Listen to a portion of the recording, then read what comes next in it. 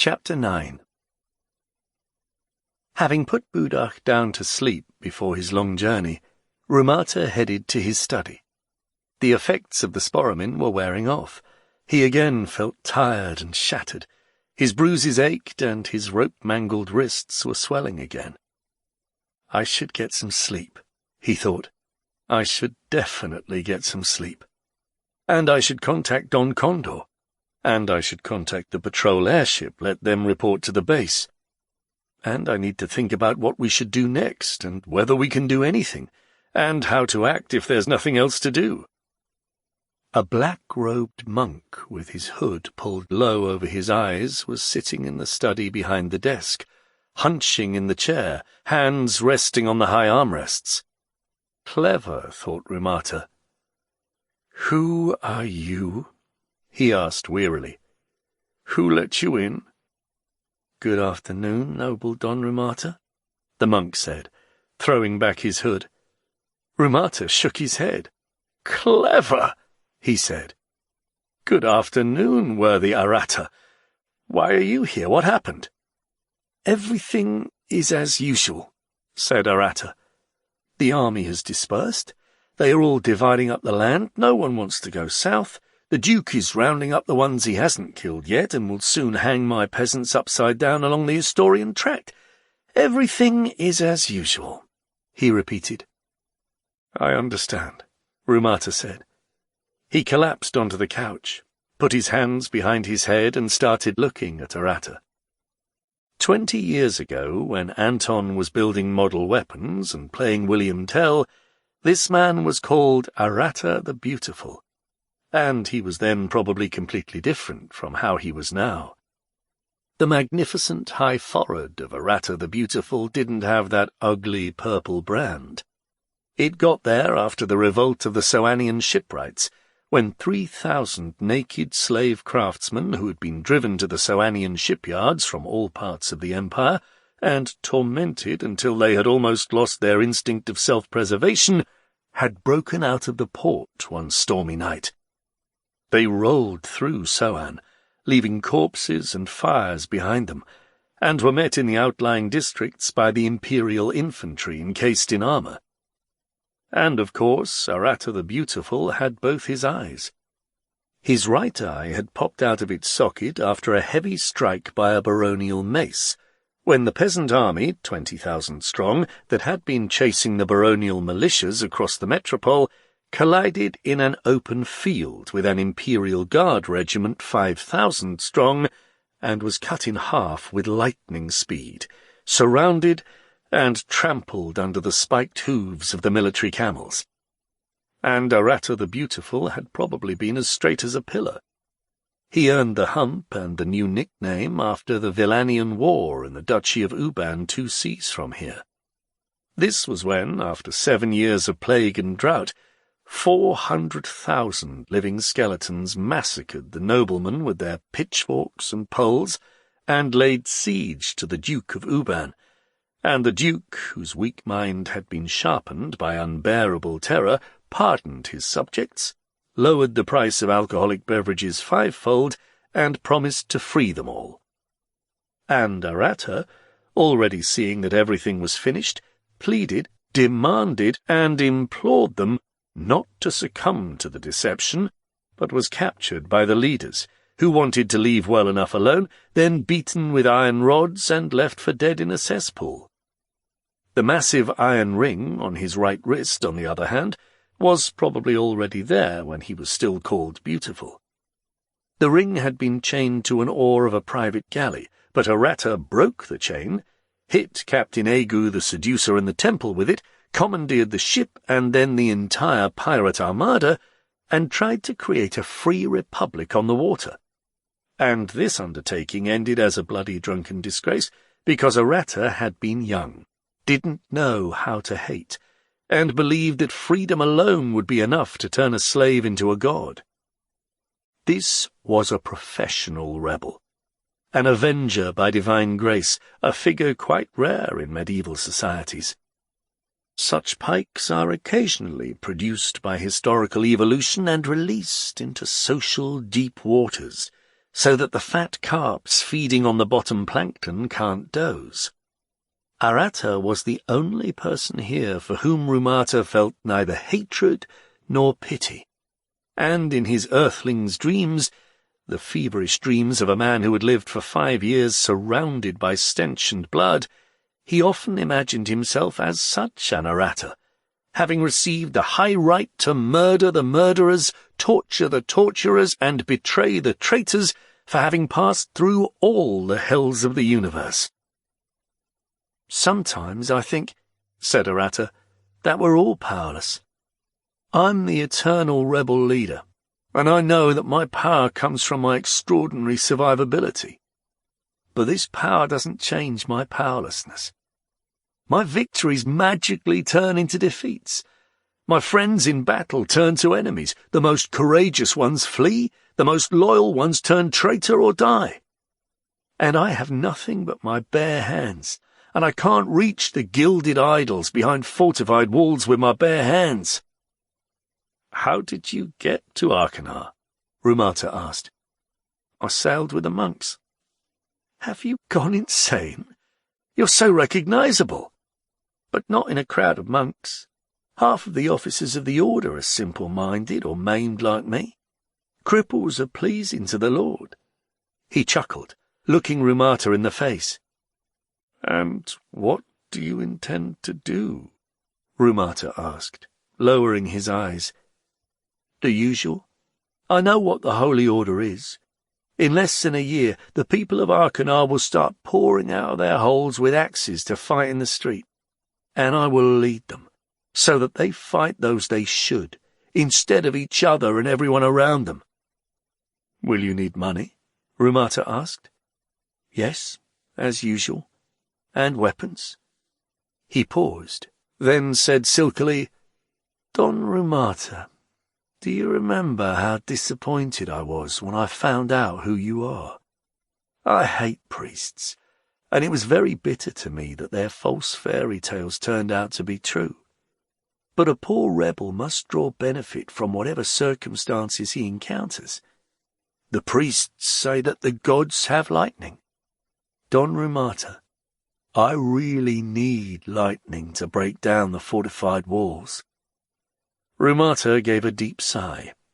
After the miraculous helicopter rescue, Aratta had insisted on an explanation. Rumata tried to explain about himself. He even pointed out Earth's sun in the night sky, a tiny, barely visible star. But the rebel only understood one thing. The damned priests were right, and there were gods living behind the firmament who were all good and all-powerful. And since then, he steered each of his conversations with Rumata to one thing. "God, since you exist, give me your power, for it is the best thing that you can do." And each time Rumata kept quiet or changed the subject. "Don Rumata," the rebel asked, "why don't you want to help us?" "Wait a minute," Rumata said. "I beg your pardon, but I would like to know how you got into the house." "That doesn't matter. No one but me knows the way. Don't try to evade the question, Don Rumata. Why don't you want to give us your power?" "Let's not talk about it." "No, we will talk about it. I didn't summon you. I've never prayed to anyone. You came to me yourself. Or did you just decide to have some fun?" "It's hard to be a god," thought Rumata. He said patiently, "You wouldn't understand. I tried to explain to you 20 times that I'm not a god. You never believe me. And you wouldn't believe me if I told you why I can't help you with weapons." "You have lightning?" "I can't give you lightning." "I've already heard that 20 times, said Aratta. "Now I want to know why." "I repeat, you wouldn't understand." "Try me. What do you plan to do with the lightning?" "I will incinerate every single one of the gilded bastards like bugs, destroying their whole damn race until the 12th generation. I'll wipe their fortresses off the face of the earth. I'll incinerate their armies and all who defend and support them. You don't need to worry. your lightning will only be used for good. And when only the freed slaves are left on the earth and peace reigns, I will give you back your lightning and never ask you for it again." Aratta stopped, breathing heavily. His face had turned dark from the rush of blood. He probably already saw the duchies and kingdoms engulfed in flames, and the piles of charred bodies amongst the ruins, and the huge armies of victors ecstatically roaring, "Freedom! Freedom!" "No," said Rumata. "I will not give you lightning. It would be a mistake. Try to believe me. I can see further than you." Aratta was listening, his head sunk on his chest. Rumata clenched his hand.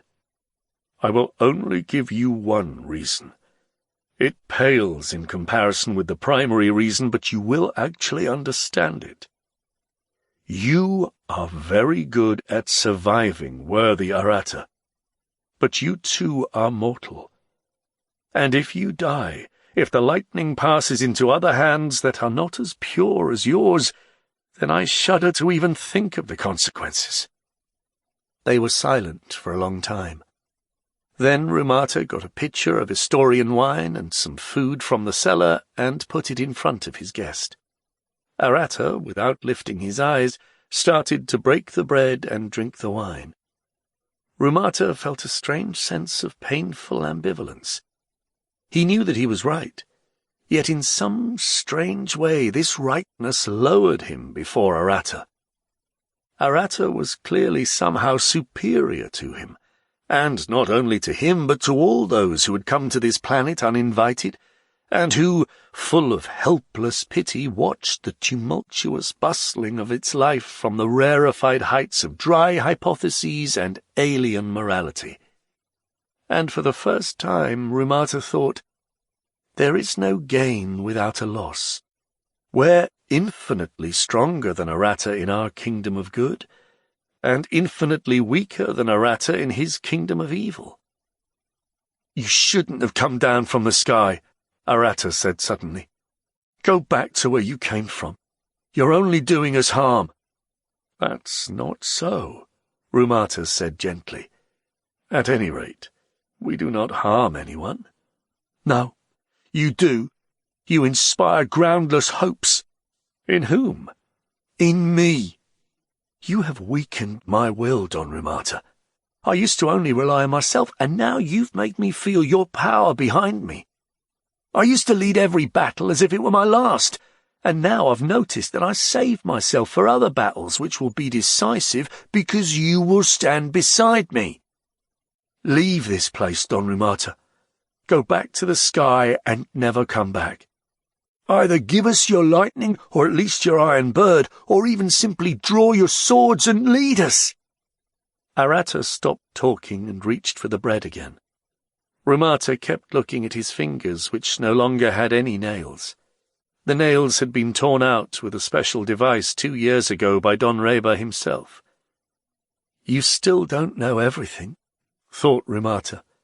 "You still believe that you are the only one doomed to be defeated. You still don't know how hopeless your cause itself is.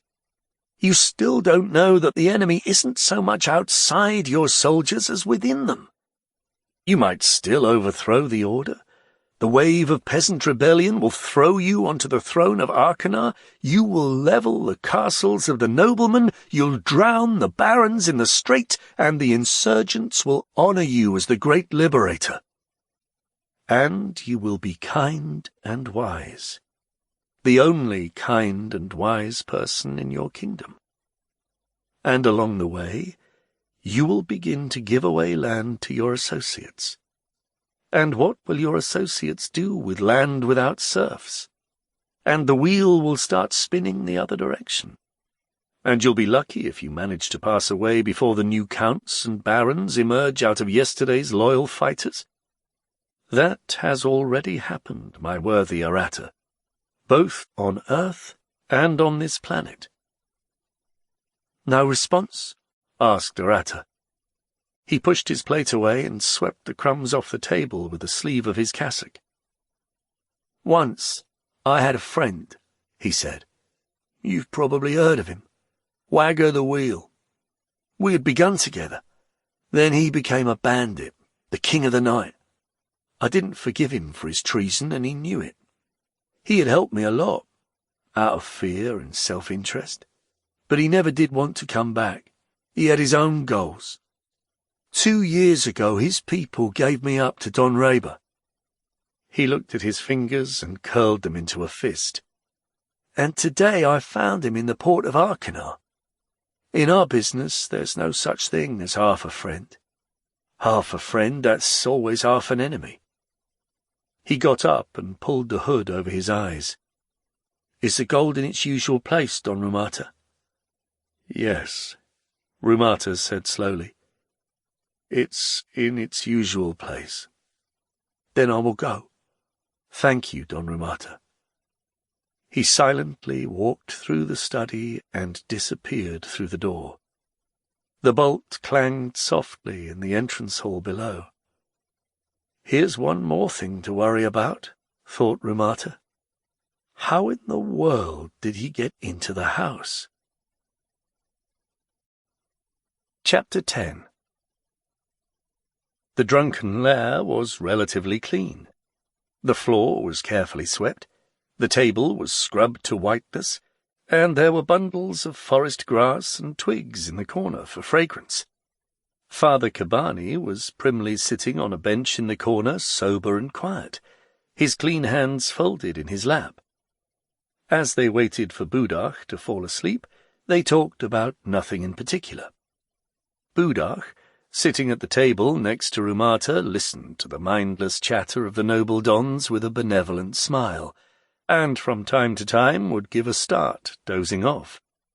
His hollow cheeks were burning from a vast dose of tetraluminal that had been discreetly mixed into his drink. The old man was very excited and was having trouble falling asleep.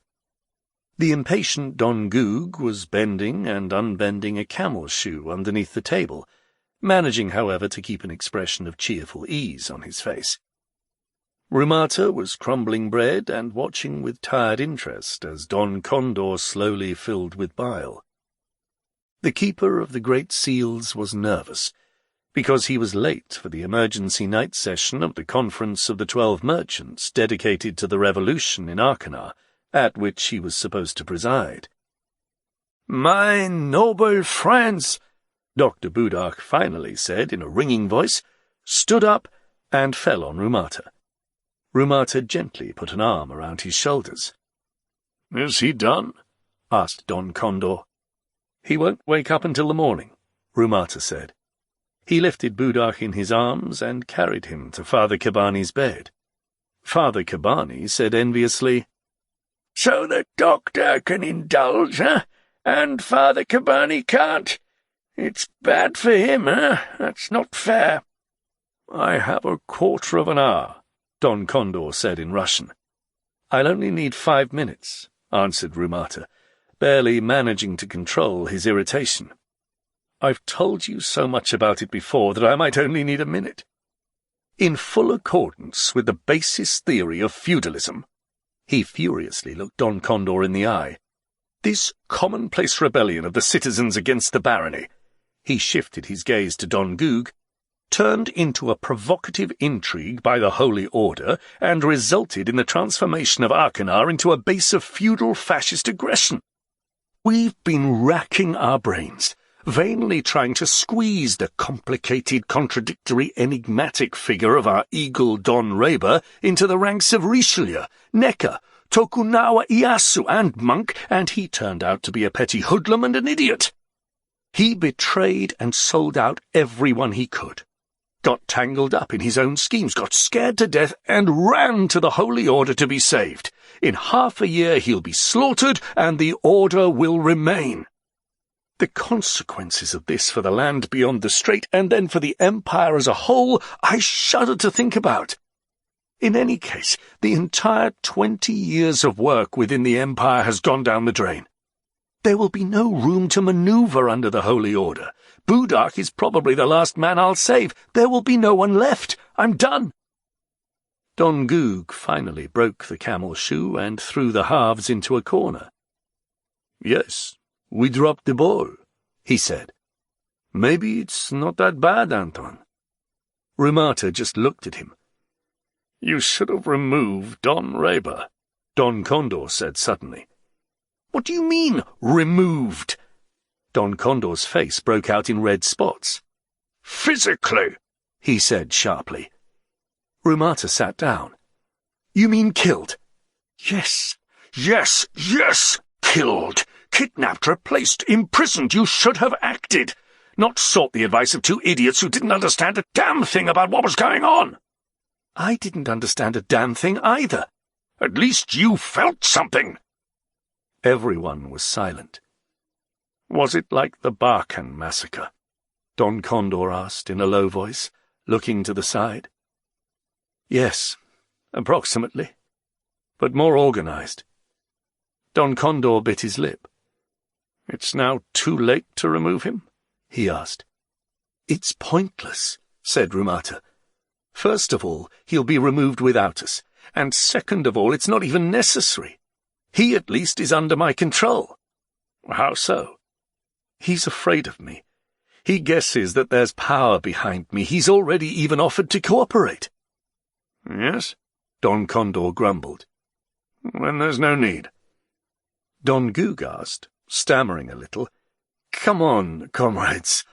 Are you serious? About what? Asked Don Condor. Well, all of this. Killing, physically removing. Come on, have you gone insane? The noble Don has been struck in the heel, Rumata said very quietly. Don Condor said slowly and emphatically, Extraordinary circumstances call for extraordinary measures. Don Gug, moving his lips, looked back and forth between them. Do you know what this could come to? He asked. Do you understand what this could come to, huh? Calm down, please, Don Condor said. Nothing is going to happen. Enough about that for now. What are we going to do about the order? I propose a blockade of the Arkanarian region. Your opinion, comrades? And be quick, I'm in a hurry. I have no opinion yet, Rumata insisted. And there's no way Pasha has one.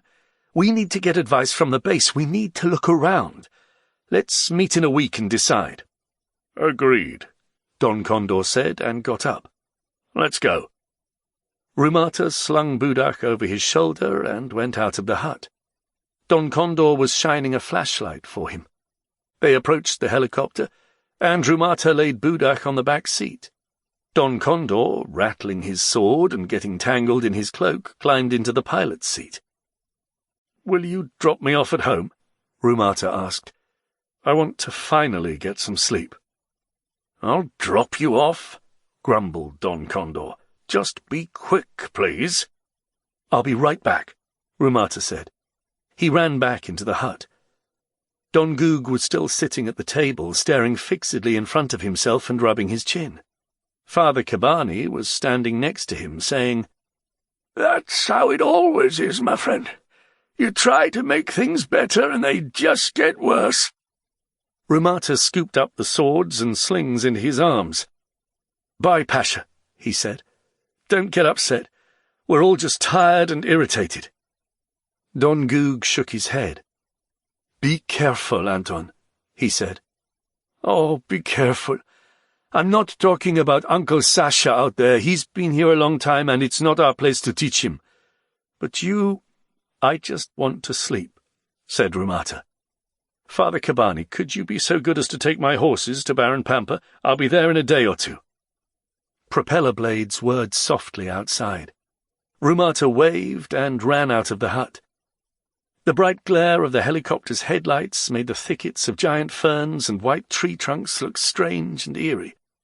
Rumata clambered into the cabin and slammed the door. The cabin smelled of ozone, organic panelling, and cologne. Don Condor lifted the machine and guided it confidently over the Arkanarian road. I couldn't do that now, thought Rumata with a touch of envy. Old Budak was peacefully smacking his lips in his sleep behind them. Anton, Don Condor said, I wouldn't, want to be tactless, and don't think that I, am interfering in your private affairs. I'm listening, Rumata said. He immediately guessed what he was going to say. We're all operatives, said Don Condor, and all that is precious to us must be either far away on Earth or inside us, so that no one can take it away and use it as a hostage. You're talking about Kira? Rumata asked. Yes, my boy. If all I know about Don Raber is true, keeping him under control is a difficult and dangerous task. You see what I'm trying to say? Yes, I see, Rumata said.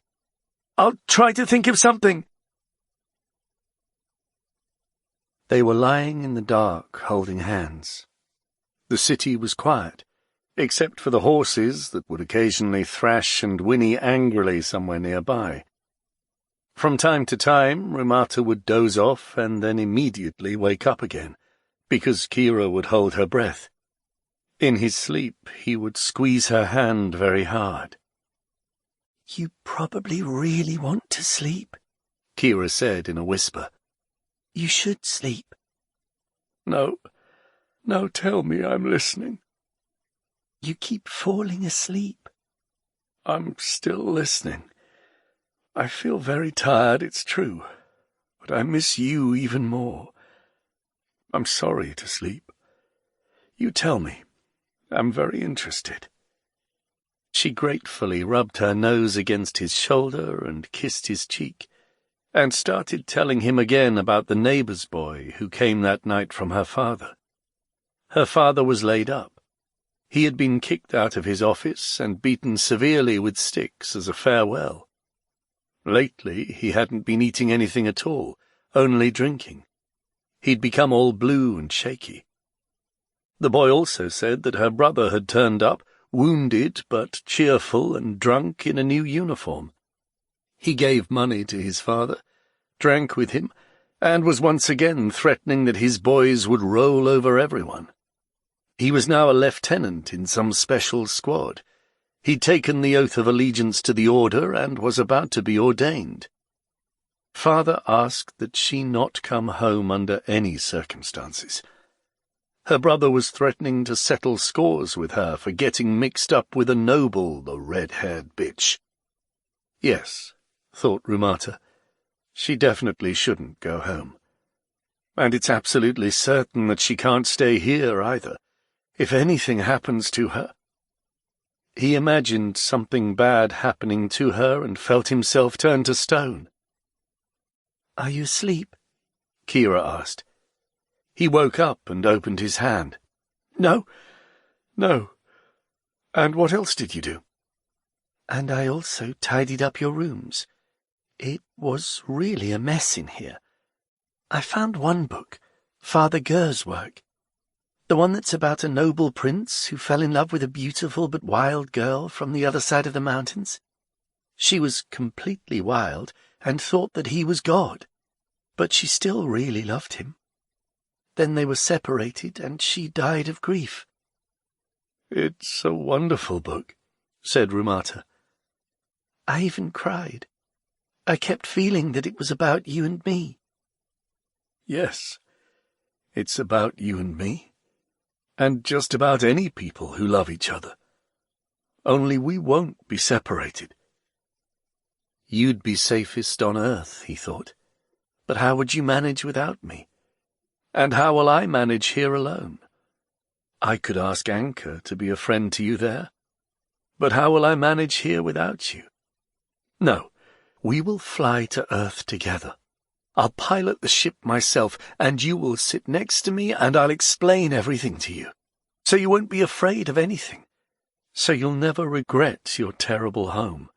Because this is not your home. Because your home has rejected you. Because you were born 1,000 years ahead of your time, kind, loyal, unselfish, self-sacrificing.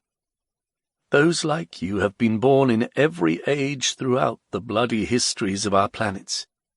Bright, pure souls who don't know hatred, who reject cruelty. Victims, pointless victims, much more pointless than Goethe the storyteller or Galileo. Because those like you aren't even fighters. To be a fighter, you must know how to hate, and that is precisely what you don't know how to do. Just like us nowadays.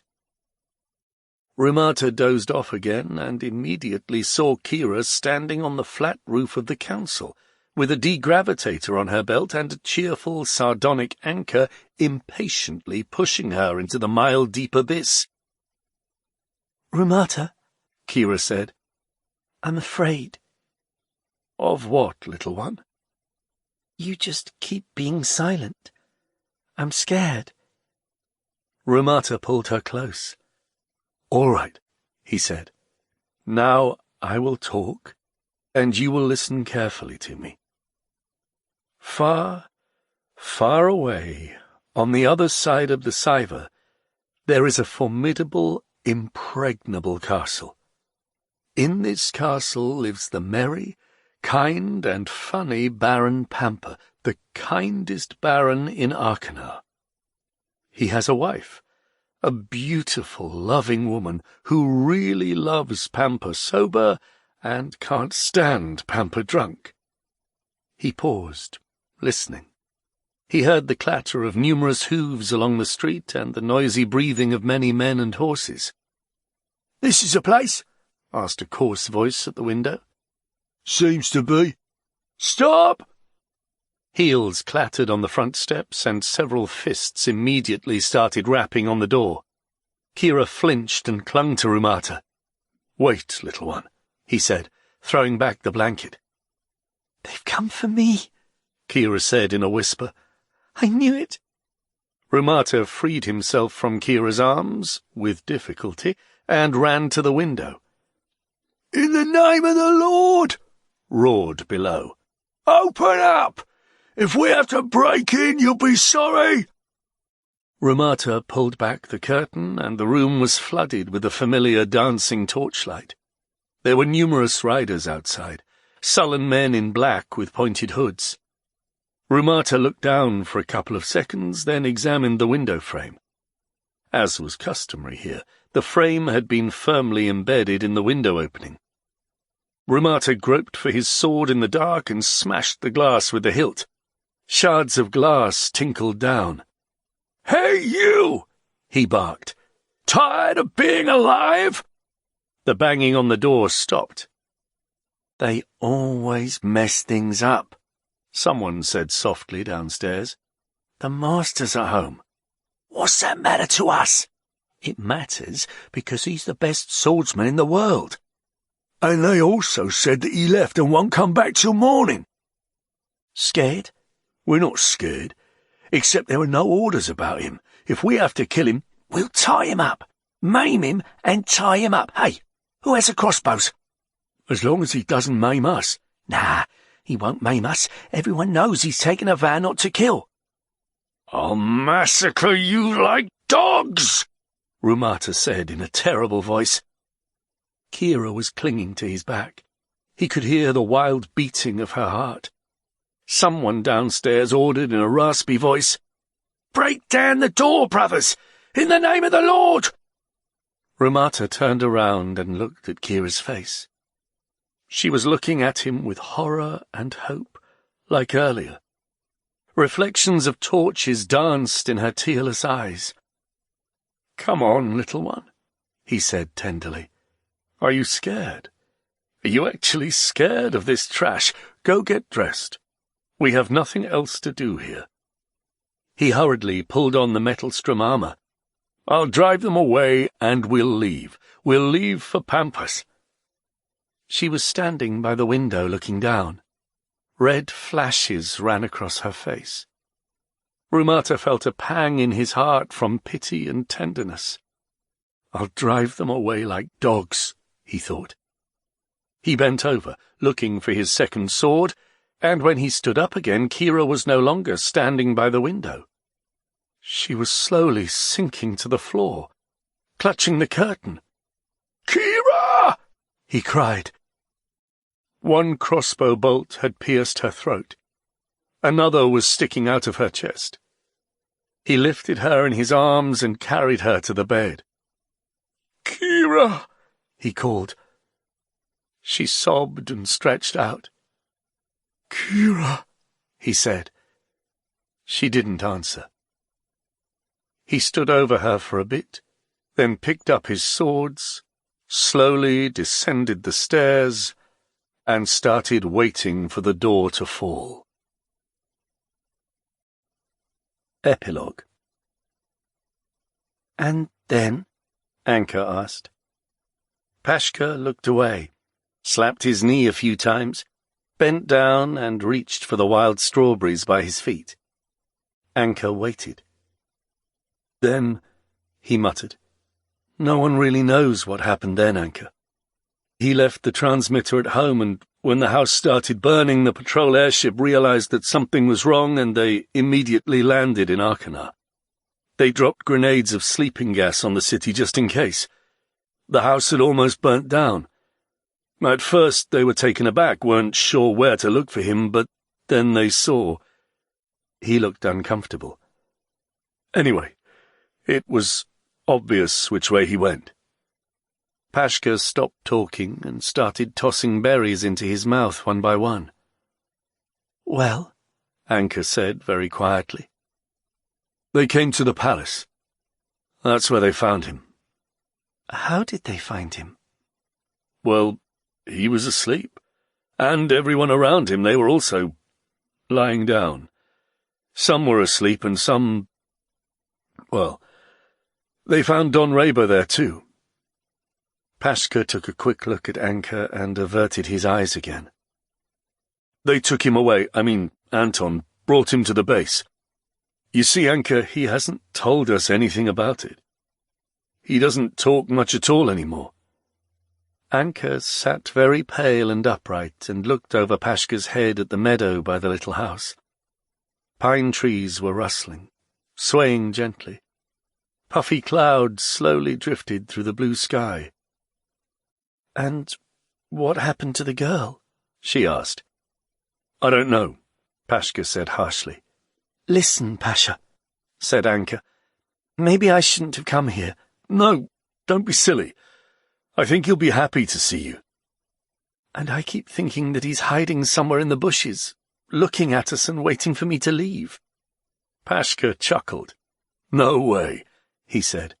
"Anton wouldn't sit in bushes. He's probably fishing somewhere as usual." "And how is he with you?" "He isn't anything. He tolerates me, but it's different with you." They were quiet. "Anka," Pashka said, "do you remember the anisotropic highway?" Anka frowned. "What highway?" "Anisotropic. The one with the do not enter sign. Remember the three of us went there?" "I remember. It was Anton who said that it was anisotropic." "That was the time Anton went through the sign, and when he came back he said that he'd found a blown-up bridge and the skeleton of a fascist chained to a machine gun." "I don't remember that," said Anka. "So what?" "I often think about that highway nowadays," said Pashka. "Like there's some connection. The highway was anisotropic, like history. You weren't supposed to go back. But he did go back, and stumbled on a chained skeleton."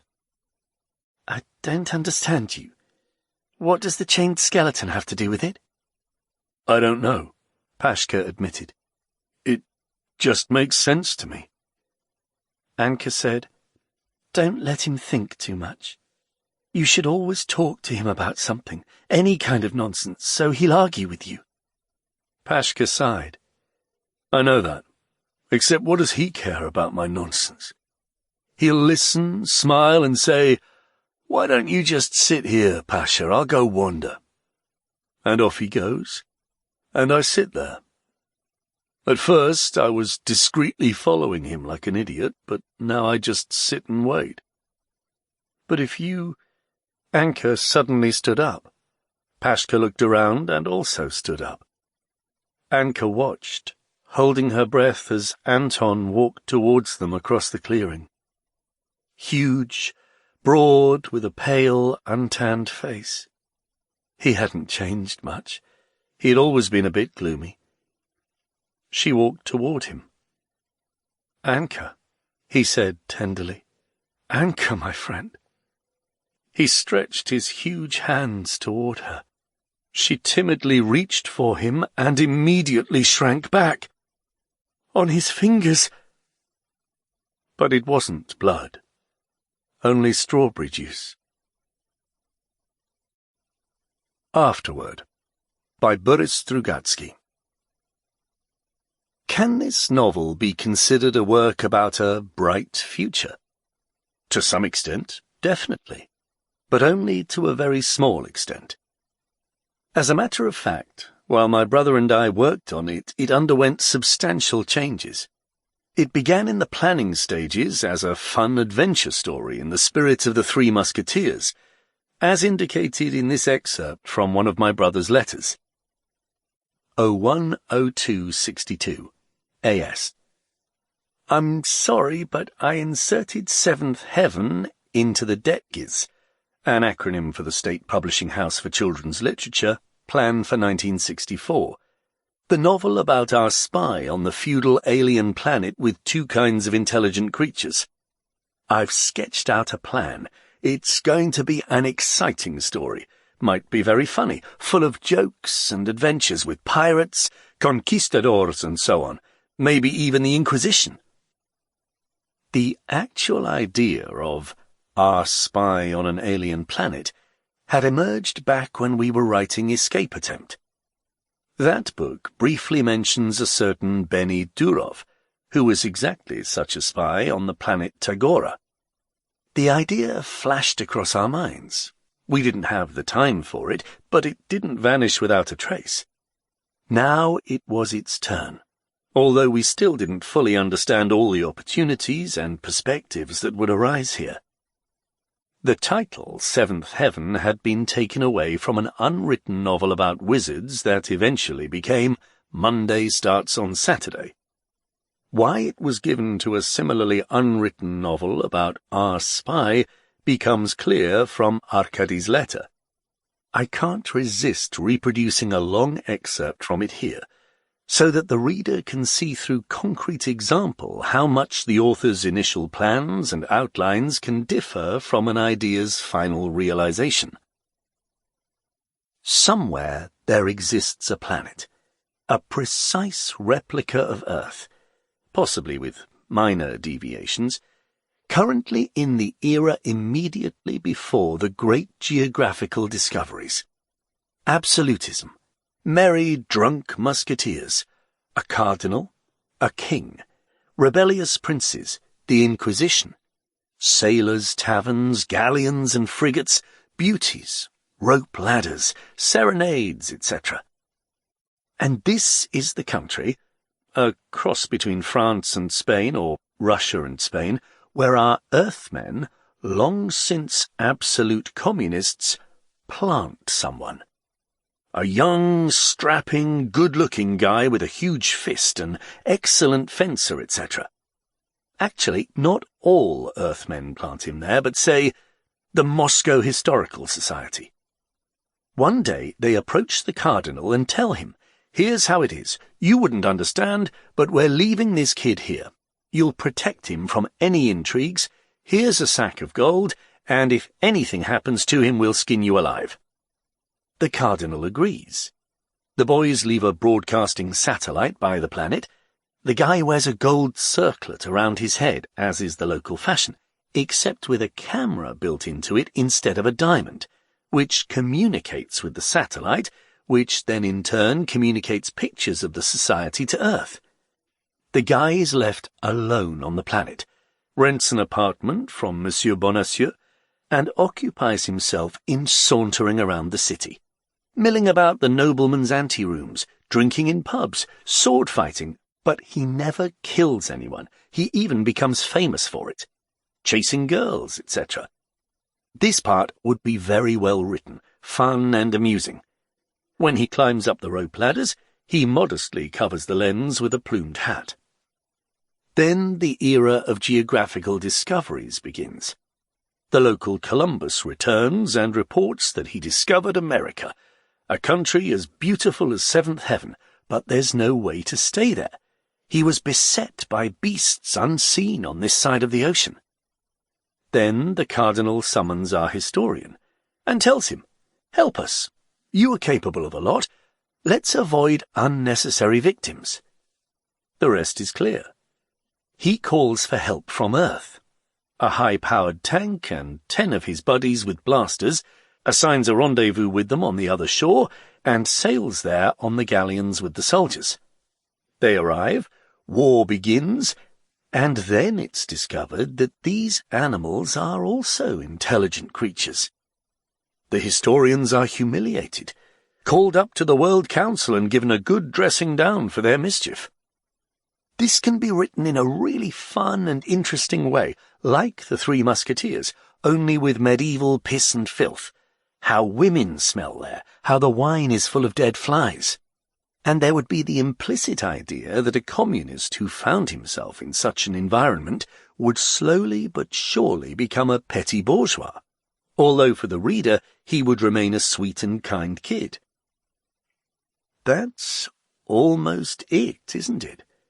But at the same time it's not quite it, and in a certain sense it's definitely not it. We used to call these kinds of plans sturdy, substantial skeletons. The existence of such a skeleton was a necessary, although not sufficient condition for beginning real work, at least in those times. Later, another extremely important condition appeared. We absolutely had to know what would soothe our souls. What would be the ending of the planned work, the final landmark in the direction of which we were supposed to be dragging the plotline. But at the beginning of the 1960s we still didn't understand how important that was, and therefore we would often take a risk and be forced to change the entire plot along the way. Which is exactly what happened with Seventh Heaven. The sturdy, substantial skeleton of the novel Arkady suggested was without a doubt good and promised us some wonderful work. But apparently, even at an early stage of the discussions, some differences in approach between the co-authors appeared.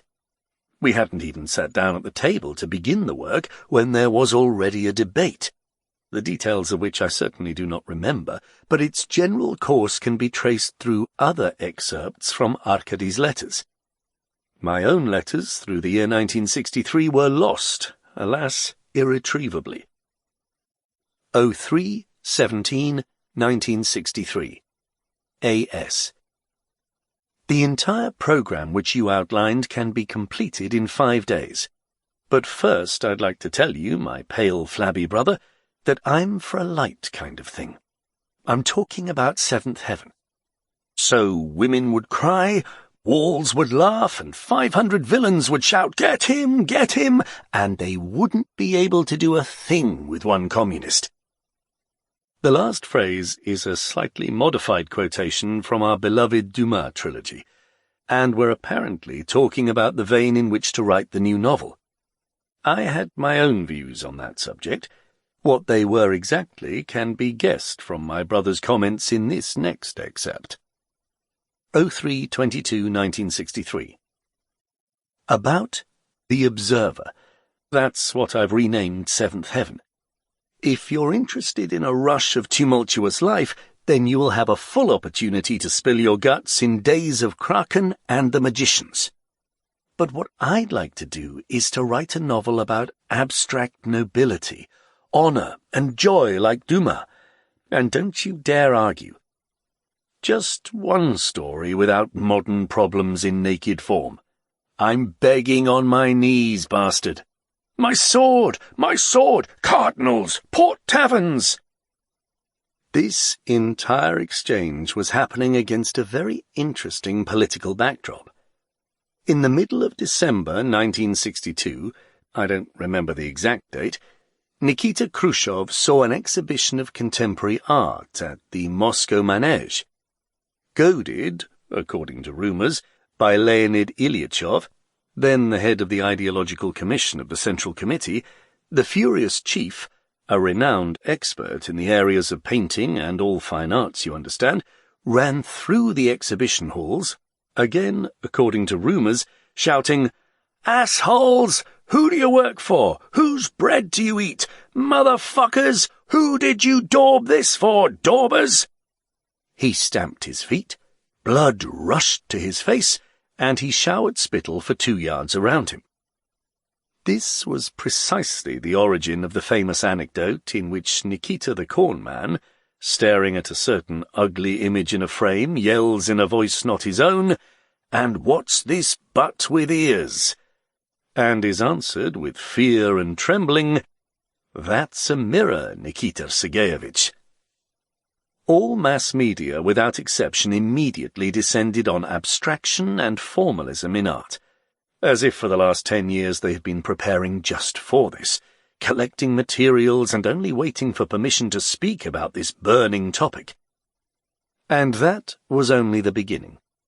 On December 17th, at the reception house on Lenin Hills, there was a meeting of the leaders of the Communist Party and the Soviet government with the writers and artists. Brezhnev, Voronov, Kirilenko, Koslov, Kosygin, Mikoyan, Polyansky, Suslov, Khrushchev, and various other prominent plainclothes literary and art critics gathered in one place in order to make comments and suggestions on the development of literature and art. Observations were made. The press was no longer roaring, it was literally howling. "There can be no compromise. The responsibility of the artist. The light of clarity. The worry that gives us wings. Art and pseudo-art. Together with the people. Our strength and weapon. This is our party, this is our art. Doing it Lenin's way. Alien voices." It was as if an ancient abscess had burst. Bad blood and pus overflowed from the newspaper pages. All those who during the years of the thaw had gone quiet, it seemed to us, who had flattened their ears and only looked around like hunted animals, as if waiting for the inconceivable, impossible, improbable retribution for the past, all these monstrous offspring of Stalinism and Berierism, who were up to the elbows in the blood of innocent victims, all these covert and overt informers, ideological operators and moronic do-gooders, they all instantly sprang out of their hiding places. They all turned out to be right on the spot, energetic, agile, able hyenas of the pen, alligators of the typewriter. Go to it! But that wasn't all. On March the 7th, 1963, the exchange of opinions on literature and art was continued. The experts were joined by a number of other connoisseurs of the fine arts, Podgorny, Grishin, and Mazurov. The exchange of opinions lasted 2 days. The newspaper howls intensified, even though you'd think that was impossible. The greatness of true art. Doing it Lenin's way. Seen before, but now with an exclamation mark. The philosophy of Western art. Emptiness, decay, death. High ideals and artistic skill. The great power of Soviet literature and art. There's no third ideology. Creating in the name of communism. Glorifying, praising, cultivating heroism. Hold steady. The number of exclamation marks is definitely increasing. Pursuits in poetry. True and false. Looking ahead.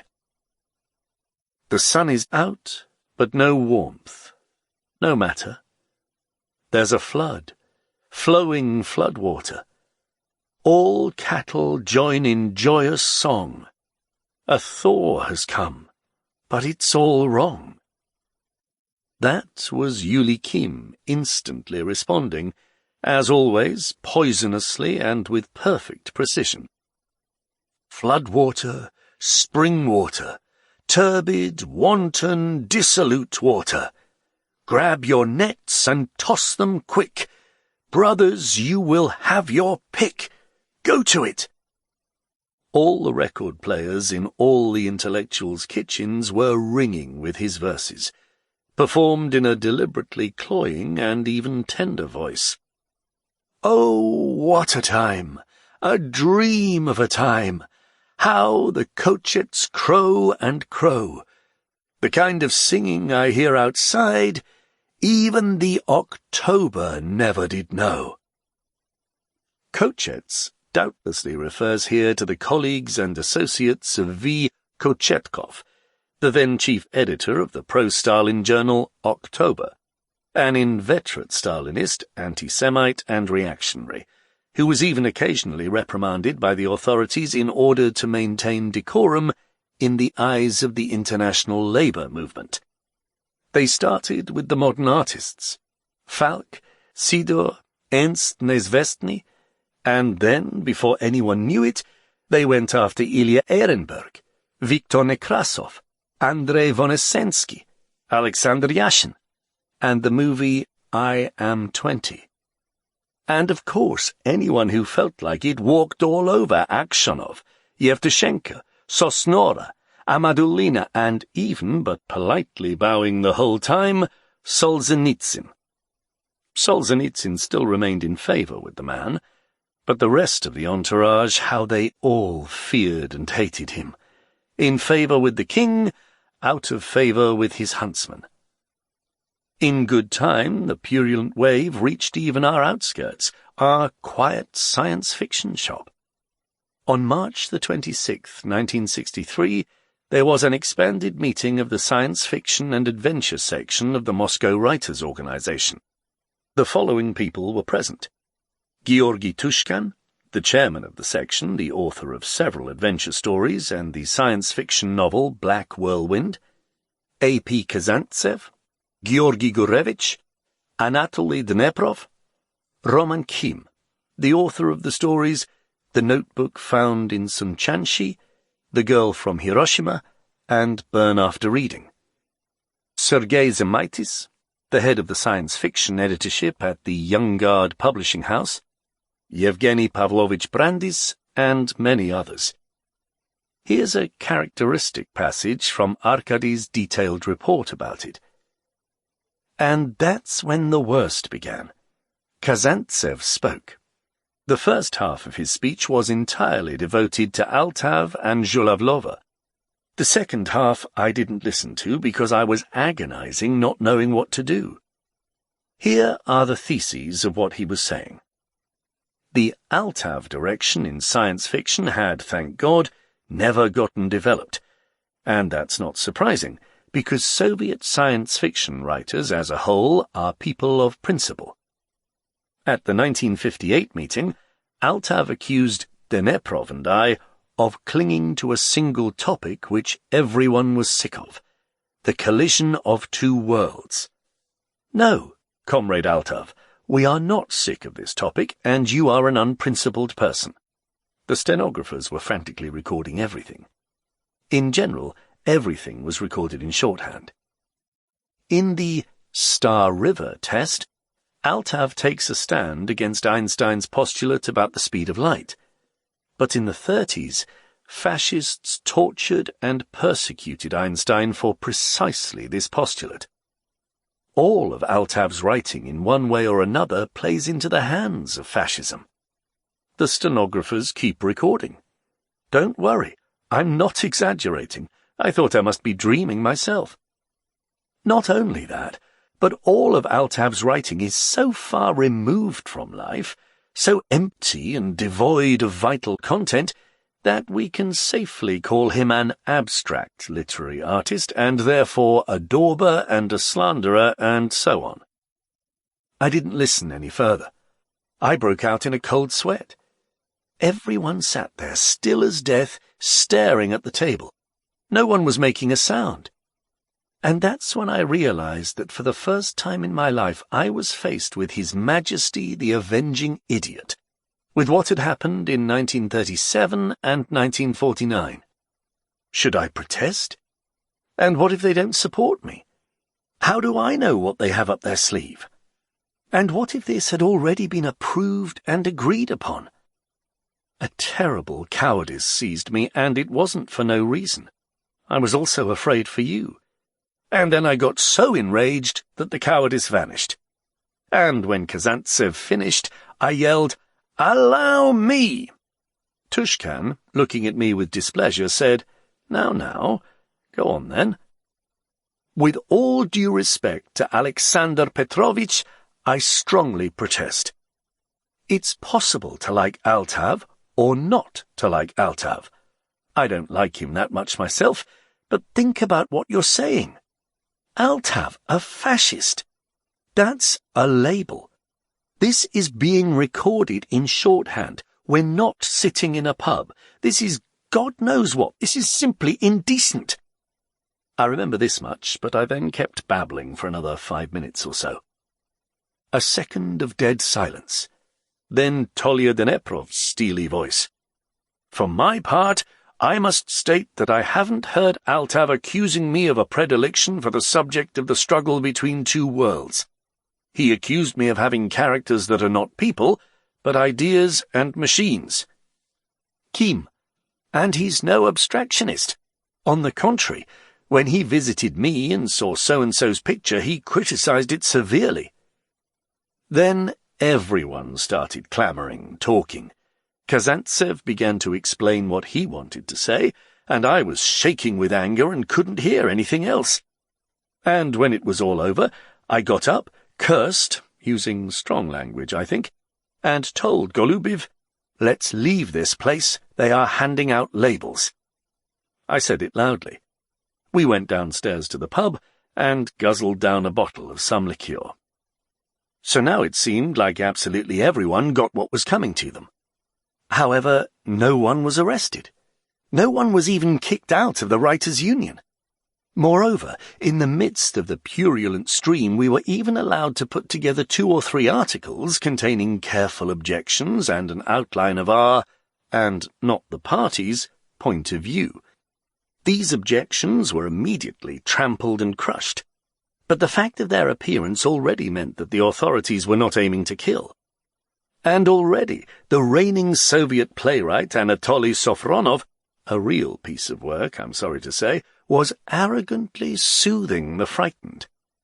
Some are now expressing concerns that there might be excesses, that someone might be suppressed, etc. Don't worry, they won't suppress us. No need to fear. Our Soviet regime is kind. Our party is kind and humane.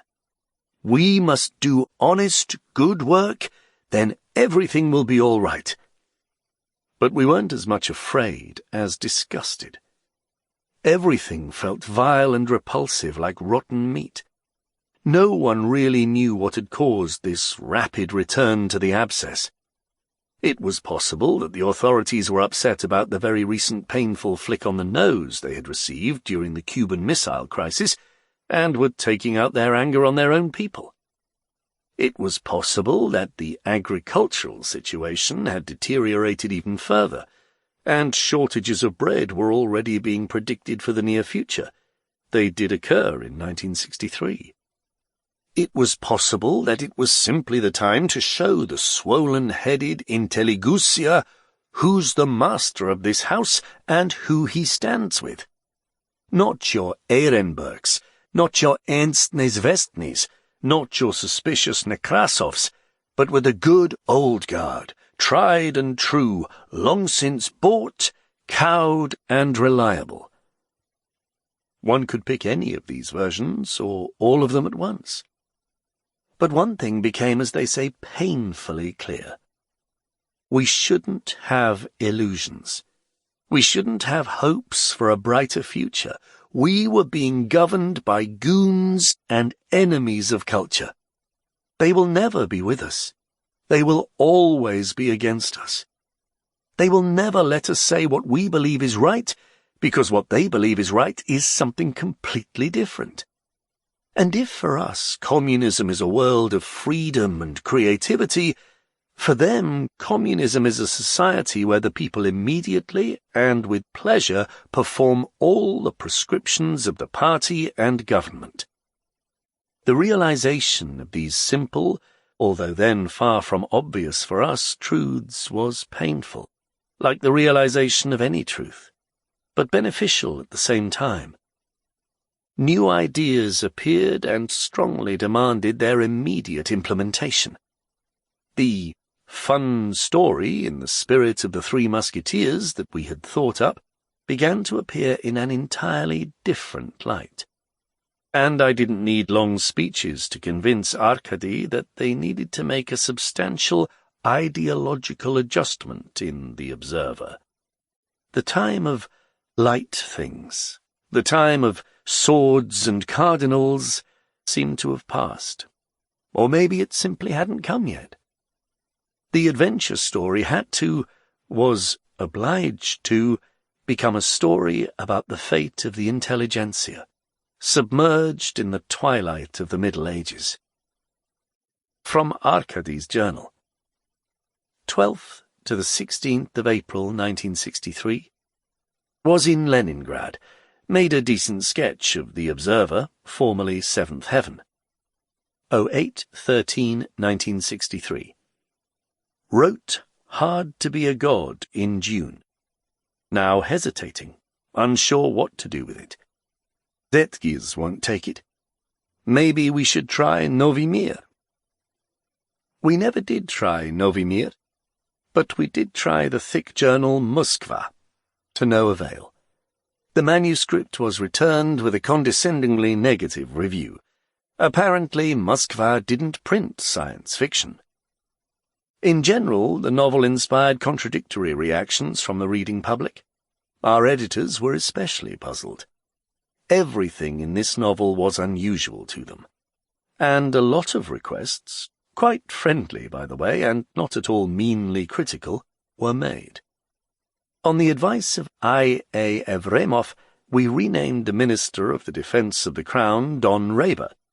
He had previously been Don Rebia, an overly simple anagram in the opinion of Ivan Antonovich. Moreover, we had to do a lot of work on the text and add an entire big scene where Arata the Hunchback demands lightning from the hero and doesn't receive it. It's amazing that this novel went through all the hurdles of censorship without any particular difficulties. Either the liberalism of the then leaders of the Young Guard played a role, or the careful manoeuvres of our wonderful editor, Bella Grigorievna Kluyeva, or maybe it was actually just that there was a certain retreat after the recent ideological hysteria. Our enemies were catching their breath and complacently looking around the newly captured lands and beachheads. Although, on the book's release, a reaction of a certain sort followed immediately. This might have been the first time that the Strugatskys were attacked by the big guns. The academic of the Academy of Sciences of the USSR, Y. Frantsev, accused the authors of abstractionism and surrealism, while his venerable fellow writer, V. Nimtsov, accused us of pornography. Fortunately, that was still a time when it was permissible to respond to the attacks, and I. Evremov stood up for us in his brilliant article, Billions of Facets of the Future. And the political temperature outside had by then gone down. In short, nothing happened. The ideological mutts would still occasionally bark at this novel from their yards, but then we got around to publishing Tale of the Troika, The Final Circle of Paradise, The Snail on the Slope, and against that background, the novel Hard to be a God, to the surprise of the authors, even became a work to emulate.